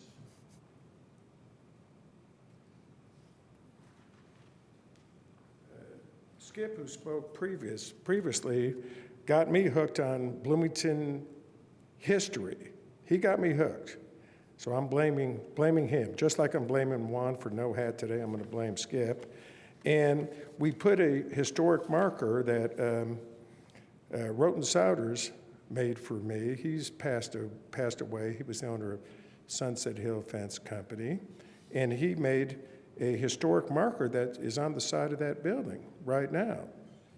And I don't know if you can put that up on the screen. And it says, this was a DX station. We have photos. Fergie's was across the street. It was a 1950s hangout. Village Pantry welcomes you to this circa 1950s shot sawed Monroe County limestone facade building originally constructed as a Hedrick's DX service station. Popular hangout Fergie's Drive-In was located on the southeast corner, and Lester's Nottingham's Marathon service station was located on the northeast corner. And Skip provided a photo, I don't know if you could put that up, of the Nottinghams just for historic value. No, the Nottinghams thing. Do you have that photo here? He passed it out. Can I get it real quick? This is just for historic value. We're having a history lesson today, so play history here. So even though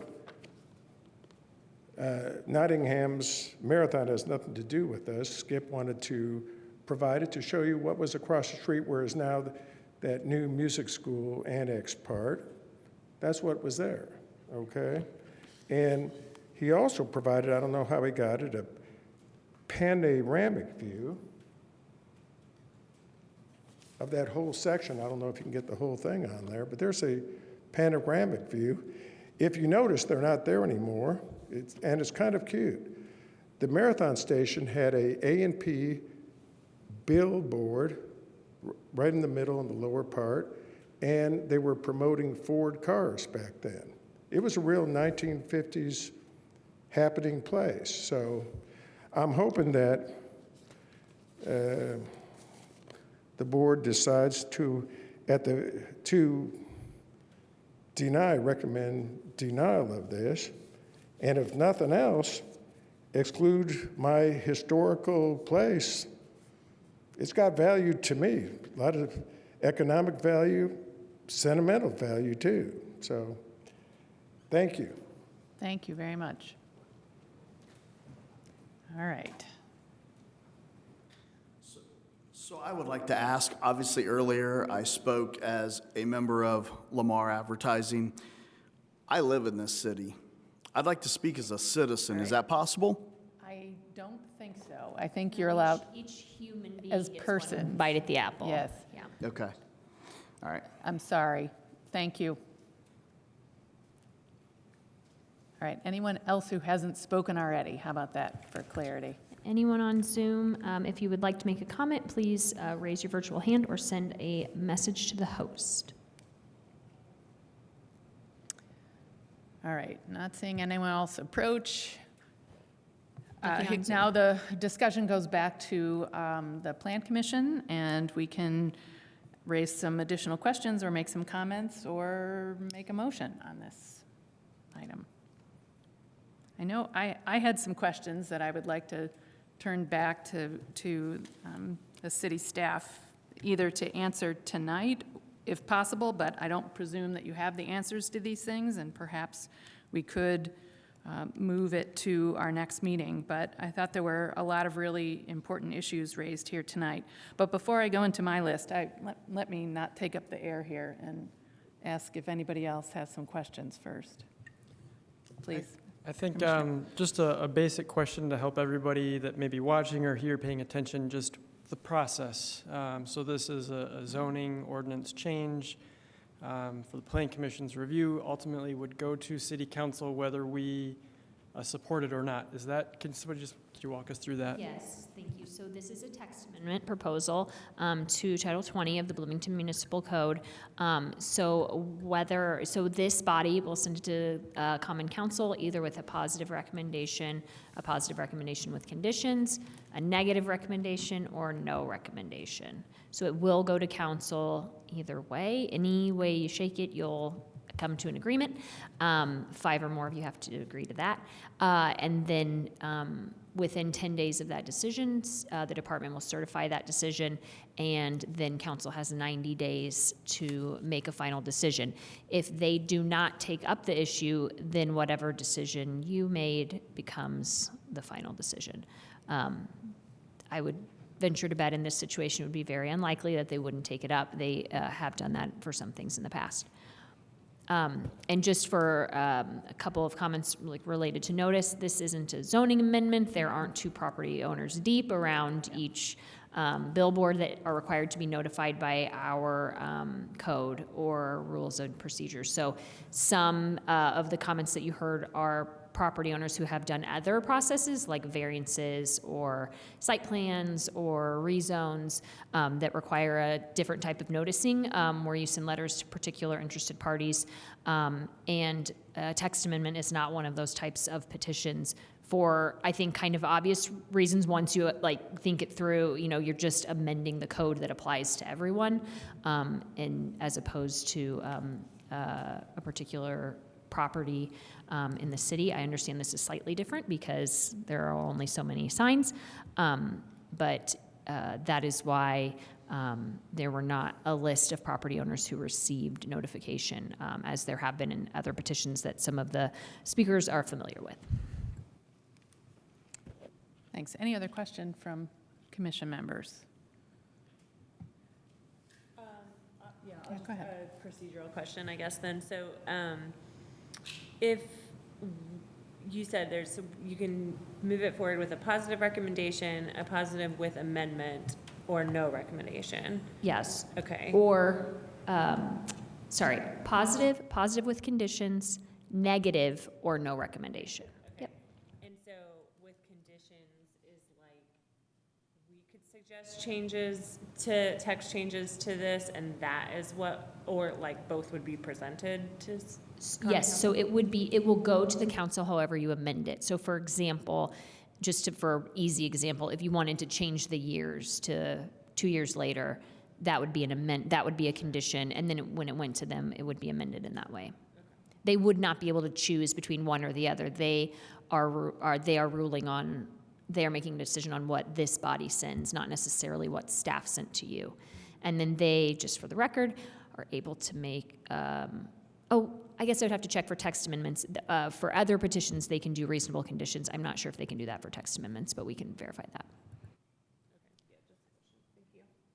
And one more procedural question. Can you put up your recommendation for this evening again? That would be great. And I want to make sure I check in with Commissioner Burrell. Any questions from you? Sorry, I don't mean to ignore.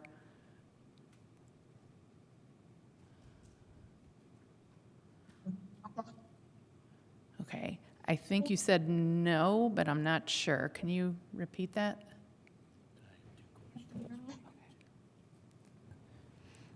Oh, Flavia, we can't hear you very well. Okay.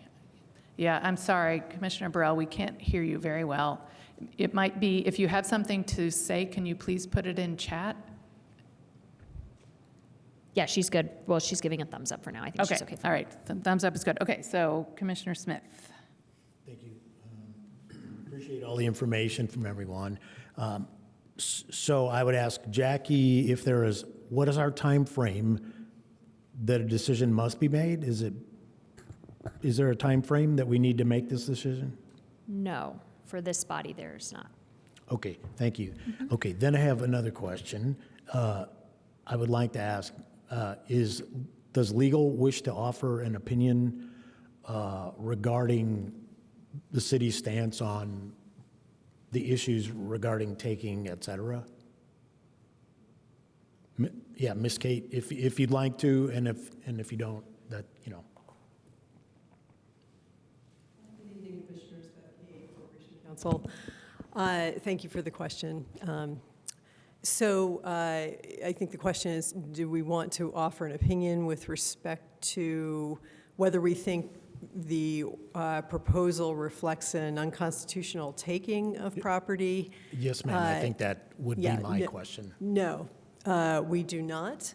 I think that the question surrounding that's a constitutional level protection. The question surrounding statutory protection for compensation is separate from the constitutional protection. And I think that the potential cost of this is something that we will obviously be talking about and exploring. So is that clear? No. There are two levels of, okay. When you said no, the first time. That was clear. That was not clear. Oh, that was not clear. No to what? So no to the proposal of amortizing out or phasing out, let's just use that word, phasing out billboards, we do not conclude would present a constitutional takings issue. Okay? Would not be a taking of property without just compensation. Okay. The statute that Mr. Townsend referred to is Indiana Code, so not the Constitution. It is statutory protection, which we will look into further and examine what the potential cost would be. And I think that that's obviously a factor that would bear on whether or not this body considers it appropriate to go forward, and whether we consider it appropriate, obviously, as well. There are, I think you see in the proposal what staff has identified as the values to the city from moving forward with eventual removal of billboards. If it comes at a cost, then you have to weigh the cost as well. So does that help? Thank you. That helped immensely. Thank you.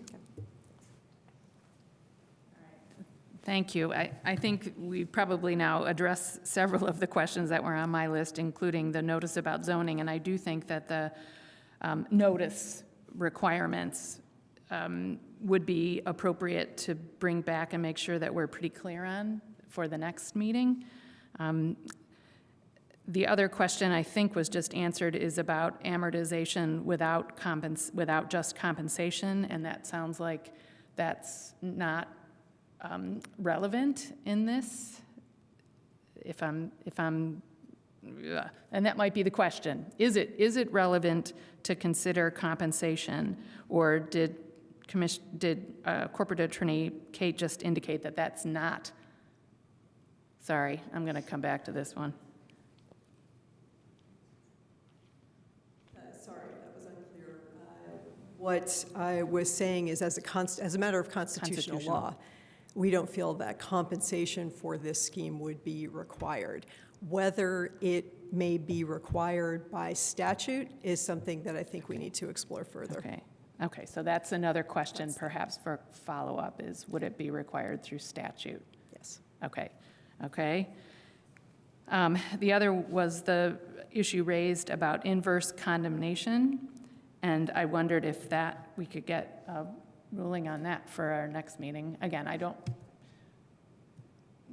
we may as well just tick through these so that we can address them directly. And then I think the question about, is there anything put at risk here in terms of state funding that was identified in tab 11 would be another interesting one in the brief that was provided. So is there any, are we putting some sort of state funding in jeopardy as was indicated in this? That might be another question, just to make sure we've, explored all these issues that were raised. And then I believe Ms. Burrell, I forgot I can see her now. Yeah. Oh, great. Yes, we see your hand raised. Can we hear you?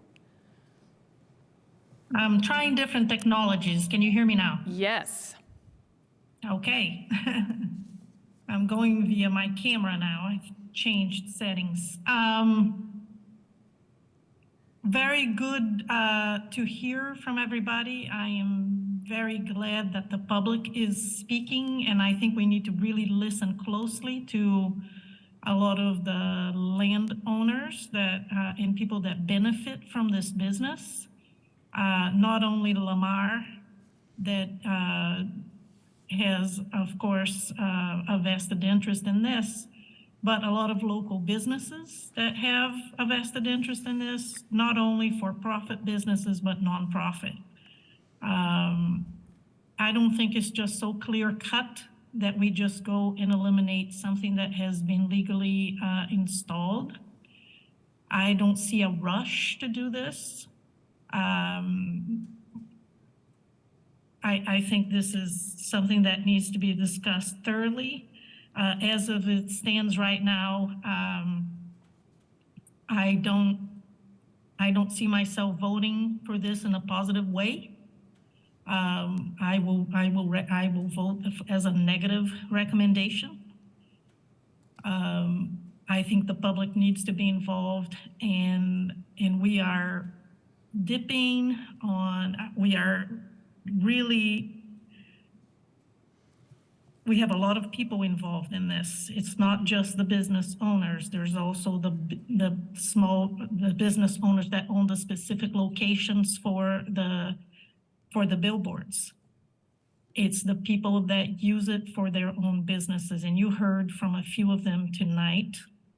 And I think the more people know about this, we will hear from more people. So that's all I have to say. Thank you. Thank you. Yeah, I guess any other comments from commission? Yeah, I'd like to definitely piggyback off that.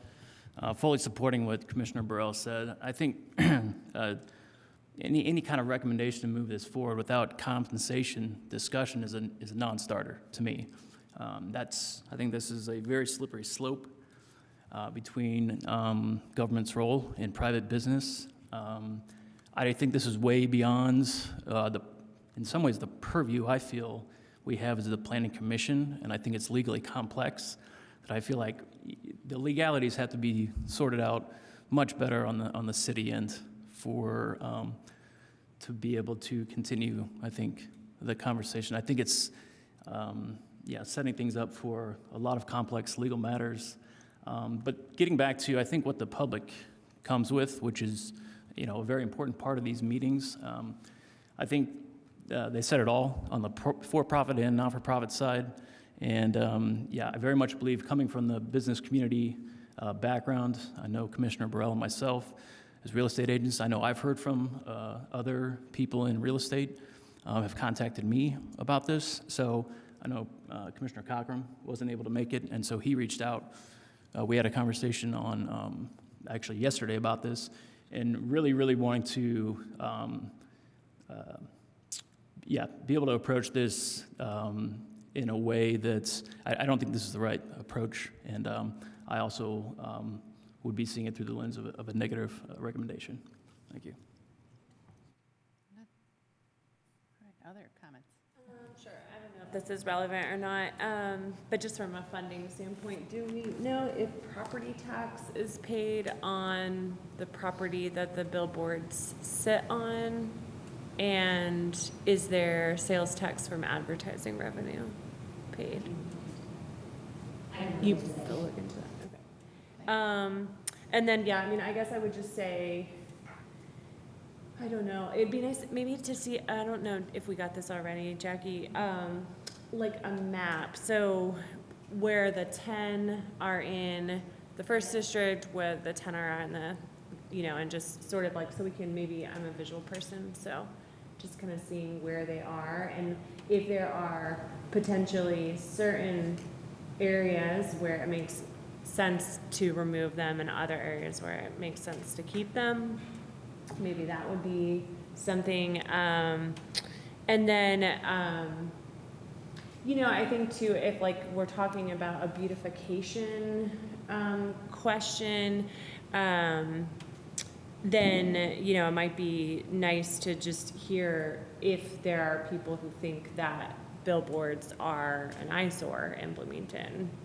So we got great public comment here today, and so I think we definitely want to continue the discussion, I think, which is really, I think, what we're talking about today is, well, I suppose, I don't know, I suppose, we're being asked to move this to further discussion in November, or I suppose if we had a motion to, we've got some folks saying that they maybe would say move it forward with a negative recommendation to City Council, that could take place tonight. I don't know, there's so few of us here tonight. I would maybe pause on wanting to make that recommendation, but instead maybe talk further. Thank you. Anything from this side? All right. I probably have some thoughts on this matter too. So I appreciate everyone who came out tonight and the heartfelt stories and the meaning that this has for people. It's always helpful to hear the different perspectives, and I really appreciate the beautiful history lesson and the nostalgia that was brought into the chamber today. I think we all learned a lot. And all of that is really interesting, and I think the business owner perspective is very persuasive. And I understand the loss that this would be. It would bring a loss to some business owners in our community, and I think it would bring some loss in terms of, I think it's interesting to think about this as a free form of advertising, a form of advertising that is free. I think that's how Tom framed it. So some really interesting points raised tonight. However, I did try and do a little bit of homework on the other side of the issue and tried to examine what was happening in the planning world. And if anybody does any Google searches on the state of billboards in the planning world, you'll find there's quite a lengthy history about concern about forcing advertising on individuals and communities, and how distracting it is for drivers, and that it is a form of light pollution, particularly the digital displays and the ones that are, and billboards that are lit all night.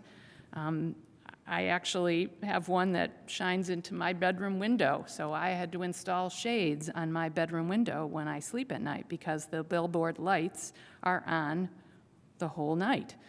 So, or at least till 3 a.m. as far as I can tell. So I think there is a lot of concern out there in beyond our small community here about the use of non-recycled materials that billboards regularly contribute, non-recycled materials. There's visual pollution arguments that they degrade the countryside. There's a case for control, I think, that's been established in what I read about these last 2 months as we've been thinking about this. So I do see other sides, and I realize that that side of the conversation was not well represented here today, and perhaps that's not an issue for people here, but I don't want to leave it out of our consideration. I think those are legitimate concerns, and I do think that there could be some way that we could consider some of those current day concerns. As much as I love the nostalgia, and I'm as big a fan of the Monroe County History Center as anybody, so I'm very persuaded by some of the nostalgia today. But I do think we should think about what is the larger sentiment in planning world today, and I very much respect the expertise of our planning and transportation department and where the work is headed. So there were a lot of good questions raised today, and I think some really important legal points were raised. So they deserve our full attention. I think we would be negligent if we didn't consider all these points of view. So I really would like to take more time to consider all of them and give it their proper due. I think we could rush probably today, and I think it would be a negative recommendation based on the sentiments that I heard here today. So we could rush it through and just deliver it to council and let them be the arbiter on this, the final arbiter on it. But I just wonder if it's worth it to spend, if the value is in spending one more meeting on this and allowing for example, the Monroe County apartment group that just met today or yesterday or whenever their meeting was just held, that they get a chance to weigh in on this as well. And of course, other people who might be persuaded by the conversation today to weigh in on this view. So we could, by extending it to our November meeting or continuing as the conclusion was offered, that would be a way to continue it.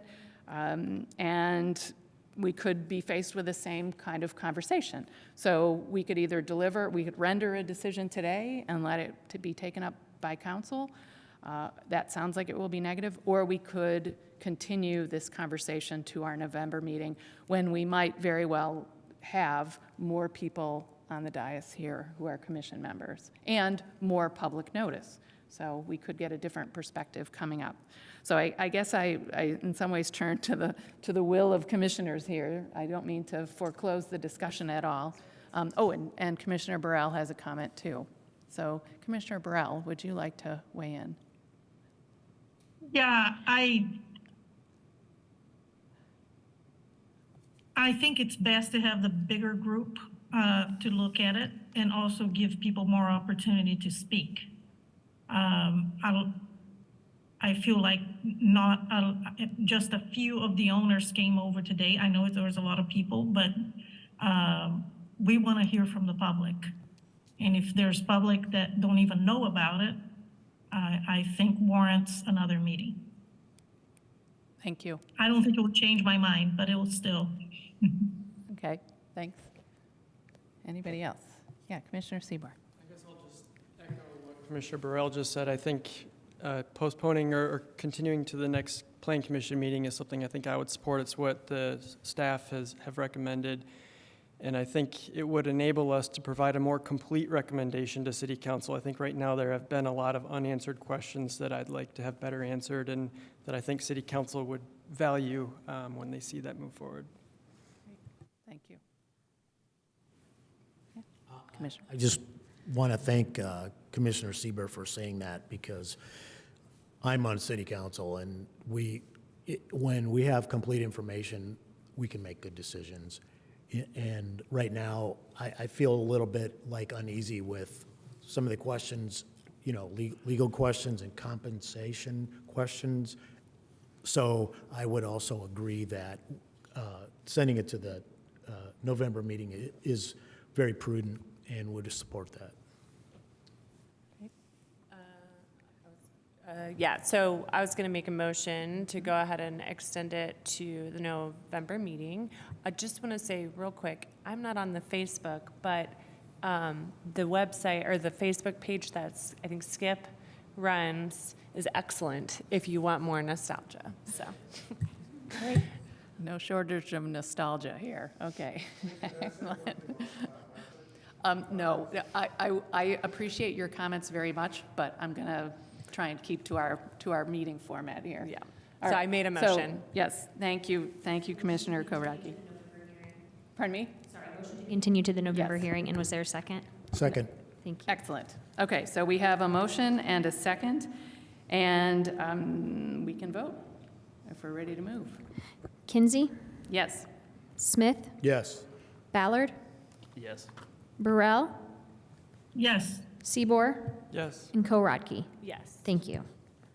Okay. Well, that's our decision, so we're technically done. Did you want to raise another Well, I point? didn't know if we discussed after the motion was given. No. No, do we have anything else? Is there something you want to say? Please, The point of go ahead. clarification, Yeah. in terms of bringing this back again, getting clarification from city legal, in terms of the compensation component, I think is absolutely necessary. And that has to be very clear cut, I think, and outlined for this to be brought back for another round. Because we can go another round with this, the public can come, and that's great. But I think we need the concretes to show some kind of any reasoning to advance this concretely from the legal perspective. That's it. Yeah, I agree. Thank you for clarifying that. I think that's an important point. Department, I mean, we can continue it if the record isn't going to be complete by that time for some reason. We can tell you this is going in December. Great. So that is what we'll deliberate on our next meeting in November, is with some other answers from legal about some of these questions that were raised here today. All right. That might be it for us tonight. Thank you. Thank you all for coming. Thank you. All right. Bang the gavel.